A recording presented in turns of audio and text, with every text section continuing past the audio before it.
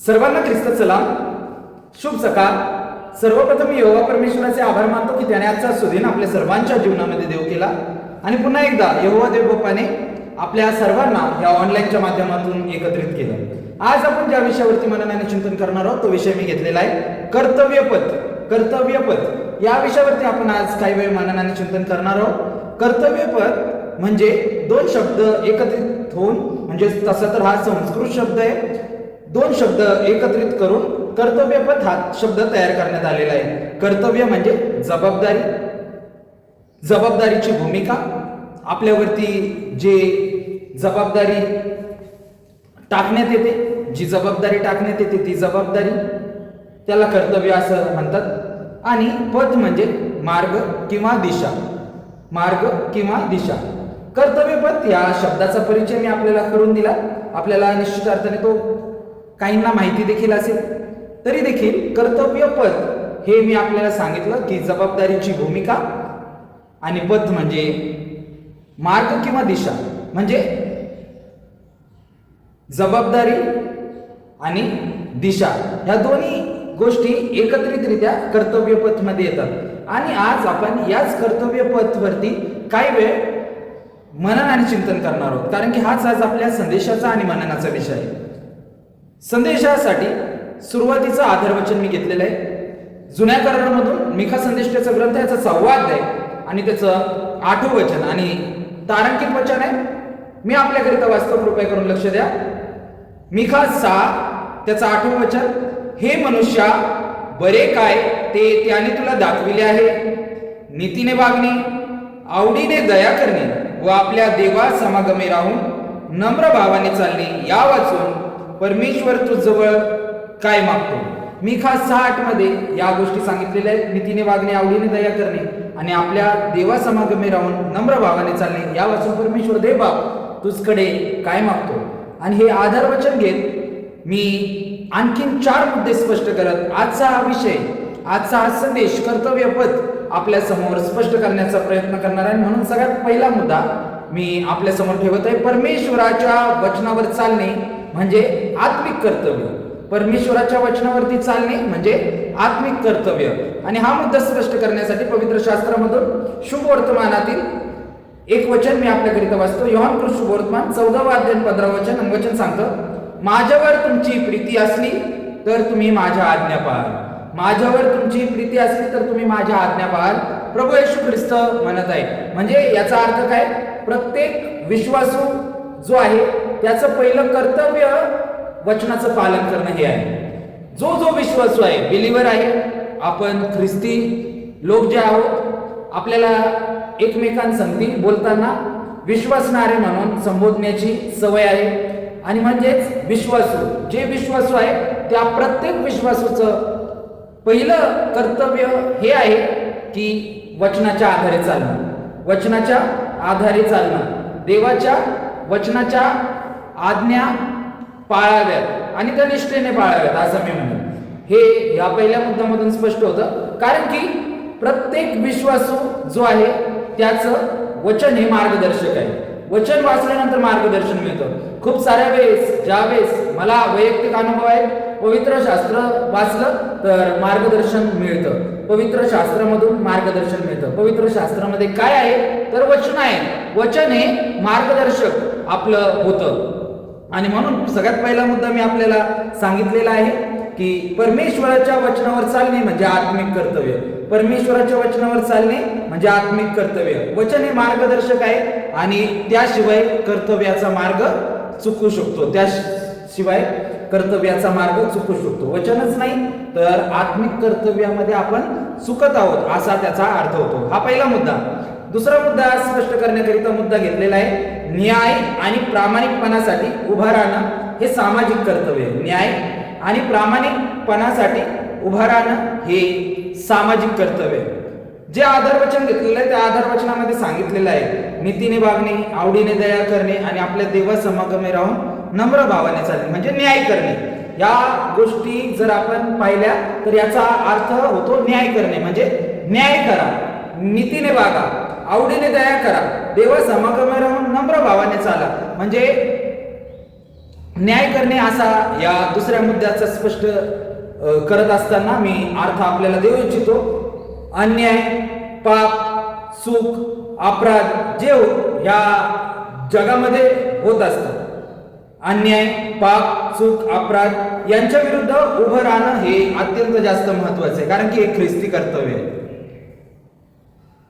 पापाविरुद्ध, अन्यायाविरुद्ध, चुकीविरुद्ध उभं राहणं हे ख्रिस्ती कर्तव्य आहे, हे मी आपल्याला सांगू इच्छितो. जीवन जगत असताना कॉम्प्रोमाइज खूप साऱ्या वेळेस कराव्या लागतात आणि खूप साऱ्या वेळेस कॉम्प्रोमाइज करत असताना आपल्याला अन्यायाविरुद्ध आवाज उठवता येत नाही, पापाविरुद्ध आवाज उठवता येत नाही, कारण की आजच्या जगामध्ये जर पाहिलं असेच लोक सक्षम आपण बघतो, खूप जास्त शक्तिशाली असलेले आपण पाहतो. त्यांच्याकडे शक्ती आहे, त्यांच्याकडे मॅनपॉवर आहे, त्यांच्याकडे आपल्याला विविध गोष्टी ज्या की आपल्याला हानी पोचवण्यासाठी तयार असतात अशा आपण बघतो. परंतु आपल्याला एक साधन देखील दिलेलं आहे देवबाप्पाने, आपण प्रार्थना करू शकतो. प्रार्थनेचं सगळ्यात मोठं बळ असतं असं आपण देखील ऐकलं असेल. प्रार्थनेचं बळ सगळ्यात मोठं बळ आहे आणि म्हणून prayer is a power house of Christian life असं म्हणतात. Prayer is a power house of Christian life. आणि म्हणून इतरांकडे कुठलंही बळ असेल, परंतु आपल्याकडे प्रार्थनेचं बळ आहे आणि त्या प्रार्थनेद्वारे आपण काय केलं पाहिजे, या गोष्टी थांबवण्यासाठी आपण प्रार्थनेमध्ये याचना केली पाहिजे, विनंती केली पाहिजे. सर्वसमर्थ त्याच्यासाठीच बसलेला आहे, तयार आहे, हे आपल्याला यामधून समजतं. आणि या सर्व गोष्टी अन्याय, पाप, चूक, अपराध जे आहेत, जर शक्य आहे आपल्या लेवलचा आहे, आपण हाताळू शकतो, तिथं तर विरोध केला पाहिजे. शक्तिशाली आहे समोरचे, त्या ठिकाणी निश्चित अर्थाने तुम्ही वारंवार प्रार्थनेमध्ये जा. परंतु जर आपल्या शक्तीचा आहे, आपल्या लेवलचा आहे, तर त्या ठिकाणी जरूर तुम्ही आवाज उचलला पाहिजे, हे देखील यामधून मी सांगू इच्छितो. आणि जर मौन ठेवतो आपण, तर त्या अन्यायाचा आपण देखील एक भाग होतो. प्रार्थना देखील करत नाही आणि आवाज देखील उचलत नाही. जर दोन्ही गोष्टी नाही, तर आपण देखील अन्यायाचा एक भाग आहोत, आपण देखील अन्याय करणाऱ्यांचा एक भाग आहोत असं मी म्हणेन. म्हणून प्रार्थना पहिली गोष्ट, जर शक्य नाही आवाज उचलणं, शक्तिशाली आहेत समोरचे, तर कृपया करून प्रार्थनेमध्ये आवाज उचला, प्रार्थनेमध्ये याचना करा. देवाकडे तुम्ही सर्व आपल्या गारानं सांगू शकता. जे नाही त्या गोष्टी आपण त्या ठिकाणी देवाच्या चरणाजवळ बसून आनंदामध्ये, दुःखामध्ये, अश्रुगाळात कसेही आपण देवाप्पा समोर ते सादर करू शकतो. परंतु देवाने जर आपल्याला सक्षम केलेलं आहे, समर्थ केलेलं आहे, तर निश्चित अर्थाने मी आपल्याला सांगू इच्छितो, तुम्ही बोला, तुम्ही आवाज उचला चांगल्यासाठी, कारण की संदेश त्यांनी ते केलं, प्रभू येशू ख्रिस्तांनी ते केलं आणि ते करण्याचा आपण प्रयत्न केला पाहिजे. पण मौन जर धरत आहोत, तर आपण अन्याय करणाऱ्यांपैकीच आहोत असं याचा अर्थ होतो. तिसरा मुद्दा स्पष्ट करण्याकरिता घेतलेला आहे, दया व प्रीतीने सेवा करणे. दया व प्रीतीने सेवा करणे हे माणुसकीचे कर्तव्य आहे. दया आणि प्रीतीने सेवा करणे माणुसकीचे कर्तव्य आहे. याकरिता मी एक वचन वाचतो, गलती पत्र 6 अध्याय 2 वचन आहे, गलती 6:2, एकमेकांची ओझी व्हा, तुम्ही ख्रिस्ताचा नियम पूर्ण कराल. एकमेकांची ओझी व्हा म्हणजे तुम्ही ख्रिस्ताचा नियम पूर्ण कराल. एकमेकांची ओझी व्हा म्हणजे तुम्ही ख्रिस्ताचा नियम पूर्ण कराल. वाक्य 3 वेळेस, वचन 3 वेळेस मी म्हणालो, वाचलं, गलती 6:2. त्याच्या पाठीमागचं कारण हे की आपण एकमेकांची ओझी वाहिल्यानंतर ख्रिस्ताचा नियम आपण पूर्ण करतो. आणि म्हणून पवित्र मंदिरामध्ये आणि ख्रिस्ती व्यक्तींना एक ओझ लहानपणापासूनच असतं, ते कर्तव्य म्हणून घेतात, जे की माणुसकीचं कर्तव्य.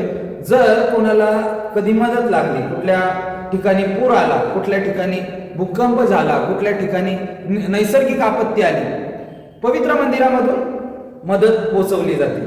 ख्रिस्ती व्यक्ती पुढे सरसावतात मदत करण्यासाठी, आणि आर्थिक स्वरूपात असो, अन्नधान्याच्या स्वरूपात असो, कपड्यांच्या स्वरूपात असो, कुठल्या ना कुठल्या माध्यमातून आपण ती मदत पोहोचवण्याचा प्रयत्न करतो. गरजूंना मदत करणे म्हणजे ख्रिस्ताचा नियम पूर्ण आपण करत आहोत. गरजूंना मदत करणे, त्याचप्रमाणे दुःख निवारण. आपल्याला समजलं की एखाद्याला दुःख आहे, त्याच्यासाठी प्रार्थना करा. एखाद्याला दुःख आहे त्याच्यासाठी प्रार्थना करा. ओझी वाहण्यामध्ये प्रार्थना करणं देखील आहे. एखादा व्यक्ती आजारी आहे त्याच्यासाठी प्रार्थना करा. आपण जिथे कुठे आहात तिथून जरी प्रार्थना केली, तिथून केलेली प्रार्थना देखील देवबाप ऐकतो. ठराविकच ठिकाण पाहिजे काही गरज नाही, असे कुठलेच नियम आपल्याला दिलेले नाही. प्रार्थना जर आपण करत आहोत त्या व्यक्तीसाठी अंतःकरणापासून, तर देव ऐकतो, हे मी आपल्याला सांगू इच्छितो. आणि म्हणून हे मानवी कर्तव्य आहे. परंतु मी यावेळेस सांगू इच्छितो, मी खूप साऱ्या वेळेस सांगितलेलं आहे, पवित्र मंदिरामध्ये देखील सांगितलं, जर नैसर्गिक आपत्ती आहे, कोणावरती वेळ आहे, कोणाला गरज आहे, असे जे गरजवंत आहे, जे गरजू आहे, त्यांना जर आपण मदत करत आहोत अन्नधान्याच्या स्वरूपामध्ये, तर मी आपल्याला नेहमी सांगत आलेलं, मी आताही सांगतो, आपण जे खातो ते किंवा त्यापेक्षा भारी, आपण जे खातो ते किंवा त्यापेक्षा भारी. असं नाही की आपण चांगला बासमतीचा तांदूळ खातो, चांगलं गव्हाचं पीठ आपण चपातीसाठी वापरतो आणि इतरांना देताना आपण हलक्या क्वालिटीचं किंवा रॅशनचं दिलं पाहिजे. नाही, हे चुकीचं आहे. आपण जे खातो ते किंवा त्यापेक्षा भारी हा नियम म्हणून आपण घेतला पाहिजे. आणि कपडे देखील आपण जे घालतो ते, आपण जे आता प्रेझेंटली जे घालतो ते किंवा त्यापेक्षा अधिक नवीन घेऊन द्या, हे मी आपल्याला सांगेन. जे उत्तम आहे ते द्या, उत्तम ते देव आपल्याला देतो. जे उत्तम ते आणि उत्तम ते आपण देखील देण्याचा प्रयत्न केला पाहिजे. खूप साऱ्या वेळेस देताना सगळेच नाही, परंतु असे काही आहेत, असे काही नागरिक मी पाहिले की ते एकदम चिंदी शब्द वापरेल मी, असे चिंदी झालेले कपडे ते गरजवंतांना देण्यासाठी वापरतात. हे चुकीचं आहे, असं करू नका. एकमेकांची ओझी वाहा म्हणजे तुम्ही ख्रिस्ताचा नियम पूर्ण कराल, परंतु अशा रीतीने व्हायला तर पूर्ण नाही होणार तो नियम. तर कृपया करून देत असताना ह्या गोष्टी लक्षात ठेवणं अत्यंत जास्त गरजेचं आहे. म्हणून मी हे आपल्याला सांगितलं. सेवा नसेल तर श्रद्धा कोरडी आहे, हा मानवी कर्तव्याचा भाग म्हणून सांगत आहे. आणि म्हणून जर सेवा नाही तर श्रद्धा कोरडी आहे, हे मी आपल्याला सांगू इच्छितो. आणि म्हणून तिसरा मुद्दा स्पष्ट करत असताना माणुसकीचे कर्तव्य मी आपल्याला सांगितले. परत एकदा जे जे नियम मी आपल्याला सांगितले ते मी आपल्याला सांगतो. परमेश्वराच्या वचनावर चालणे म्हणजे आत्मिक कर्तव्य. जे मुद्दे आहेत ते, पहिला मुद्दा परमेश्वराच्या वचनावर चालणे म्हणजे आत्मिक कर्तव्य. दुसरा सांगितला न्याय आणि प्रामाणिकपणासाठी उभा राहणं, हे सामाजिक कर्तव्य. तिसरा मुद्दा सांगितला दया व प्रीतीने सेवा करणे, हे माणुसकीचं कर्तव्य आहे म्हणजे मानवी कर्तव्य. आणि चौथा मुद्दा यावेळेस मी सांगत आहे, स्पष्ट करण्याकरिता हा मुद्दा घेतलेला आहे, नम्रतेने व विश्वासाने चालणे वैयक्तिक कर्तव्य आहे. नम्रतेने आणि विश्वासाने चालणे हे ख्रिस्तियांचं वैयक्तिक कर्तव्य आहे. कोणी सांगितलं म्हणूनच विश्वासावरती चाललं पाहिजे असं नाही, हे आपलं वैयक्तिक कर्तव्य आहे. नम्रता कोणी सांगत आहे म्हणून आपण नम्रतेने वागलं पाहिजे असं नाही.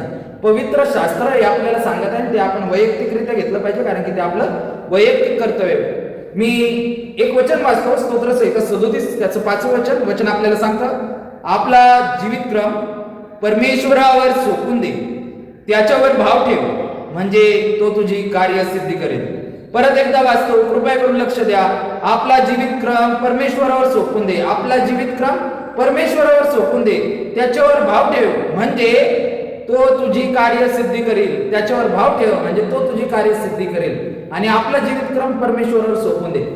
खूप साऱ्या वेळेस लोक असं करतात, देवाच्या हातात मी देऊन टाकले, देव बघून घे, प्रार्थना न करता तो काळजी घे, त्याला जे करायचे ते तो करेल.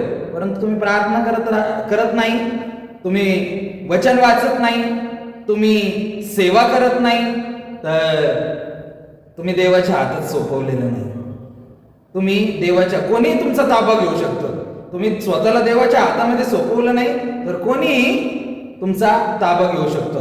वेगवेगळ्या शक्ती आहेत, जशी पवित्र आत्म्याची शक्ती आहे तशी अशुद्ध आत्म्याची देखील आहे. आपण कोणाच्या हातामध्ये सोपवत आहोत स्वतःला, याचा विचार करणं गरजेचं आहे. आणि म्हणून आपला जीवितक्रम परमेश्वरावर सोपवणे म्हणजे विश्वासाने आणि नम्रतेने चालणे, प्रार्थना करणे, विश्वासात वाढणे, वचन वाचणे, या सर्व गोष्टी, मगच आपण आपला जीवितक्रम परमेश्वरावरती सोपवतो. आणि तसंच काय न करता मी सोपवलं आहे असं जर म्हणत आहोत, तर आपण कुठल्या तरी वेगळ्या शक्तीच्या हाती आपल्या स्वतःला सोपवत आहोत असा त्याचा अर्थ होतो असं मी म्हणेन. आणि कारण की खूप साऱ्या वेळेस मी असे शब्द काहींच्या मुखामधून ऐकले आहेत, बोलताना मी ऐकला आहे, आणि म्हणून यावेळेस मला हा मुद्दा स्पष्ट करत असताना या रीतीने उल्लेख करत स्पष्ट करावा लागत आहे. यावेळेस आणखीन पुढे जात हे वचन मी आपल्याला समजावून सांगू इच्छितो. जीवनातील प्रत्येक निर्णय, जीवनामध्ये जे काही निर्णय आपण घेऊ, जी काही वाटचाल आपण करू, ती देवाच्या हातात सोपवली पाहिजे, पूर्णपणे त्याच्या हातामध्ये. आणि त्यासाठी प्रार्थना, वचन वाचणं, सेवा करणं हे अत्यंत गरजेचे आहे. ही आपली वैयक्तिक जबाबदारी. जीवनातील निर्णय त्याच्या हातात सोपवणे म्हणजे नम्रतेने, विश्वासाने चालणे, आणि ही आपली वैयक्तिक जबाबदारी आहे. वैयक्तिक कर्तव्य आहे. हाच चौथा मुद्दा. 4 मुद्दे सांगतच आपल्या समोर हा संदेश, कर्तव्यपथ हा संदेश मी आपल्या समोर ठेवत आहे. म्हणून अहंकार सोडून विश्वासाने चालणे हे खऱ्या शिष्याचे लक्षण आहे.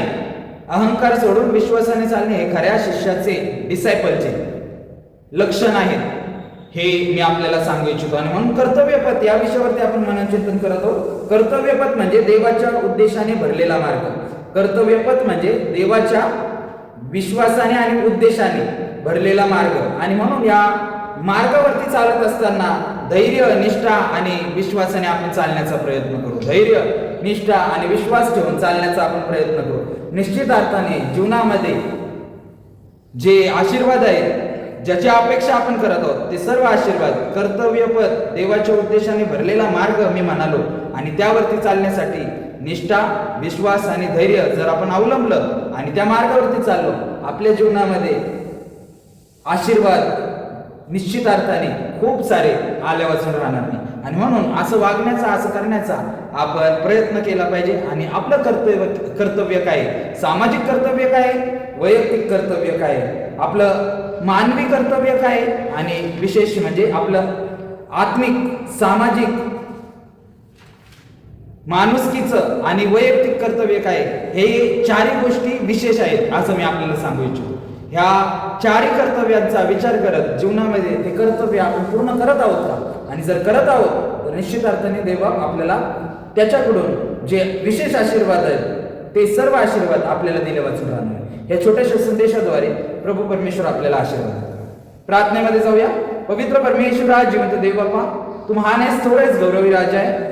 रात्रभर सुंदरशी झोप देऊन आजचा सुदिन तू आमच्या आयुष्यामध्ये जोडलास. सकाळी उठल्यापासून आतापर्यंत आम्हाला सांभाळलंस. तुझी कृपा पुरवलीस म्हणून तुझ्या आभार मानतो, तुला धन्यवाद देतो. कर्तव्यपथ या विषयावरती पवित्र आत्म्याच्या मार्गदर्शनाने उत्तम असा बोध आम्हाला तो होऊ दिलास म्हणून तुला धन्यवाद देवा.